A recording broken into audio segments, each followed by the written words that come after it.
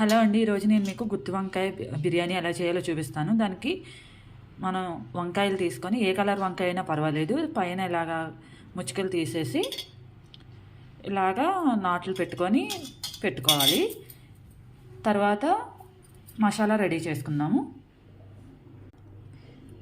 దాల్చిన చెక్క,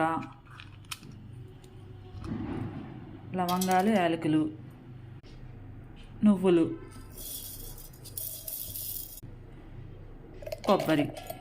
కొబ్బరి లేదు అనుకుంటే మీరు గ్రౌండ్ నట్స్ని కూడా తీసుకోవచ్చు.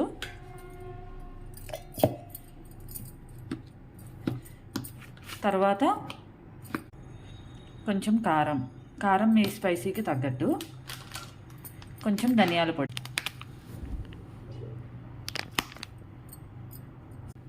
కొంచెం పసుపు,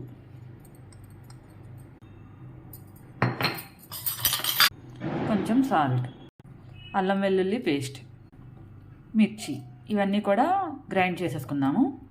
ఇప్పుడు ఈ పేస్ట్ని వంకాయల్లో స్టఫ్ చేసేసుకుందాం. ఇలా అన్నీ స్టఫ్ చేసుకున్నాక ఇది కొంచెం ఉంటుంది, అది పక్కకు పెట్టుకోండి. ఇప్పుడు దాన్ని ఫ్రై చేసుకుందాం. ఆయిల్ వేసుకొని ఇవి ఒక్కొక్కటి వేసుకొని ఫ్రై చేసుకోండి.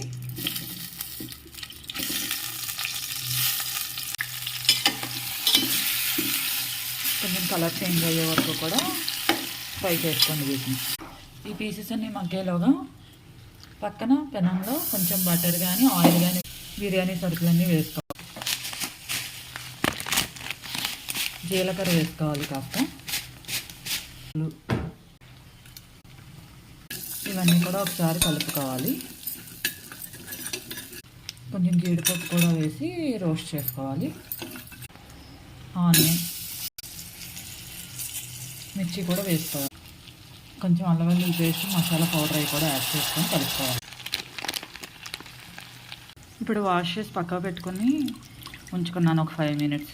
ఈ రైస్ని అందులోకి వేసేసి రైస్ని కుక్ చేసుకోవాలి. ఈ విధంగా కుక్ చేసుకోవాలి. కొంచెం సాల్ట్ కూడా యాడ్ చేసుకోవాలి. ఇందులో ఒక నిమ్మ చెక్కను కూడా యాడ్ చేసుకొని కుక్ చేసుకోండి. ఇప్పుడు ఈ మిగిలిన పేస్ట్ని కూడా ఇందులో వేసుకొని కుక్ చేసుకోండి. ఇలా కుక్ అయిన దీన్ని ఇందులోకి తీసుకుందాము. దీన్ని కూడా ఇందులోకి తీసుకొని ఒక 5 minutes అలాగా ఉంచుదాము చిన్న మంట మీద. చూసారు కదా, యమ్మీ అండ్ టేస్టీ వంకాయ బిర్యానీ రెడీ అయిపోయింది. సర్వ్ చేసుకుందాం. ఇప్పుడు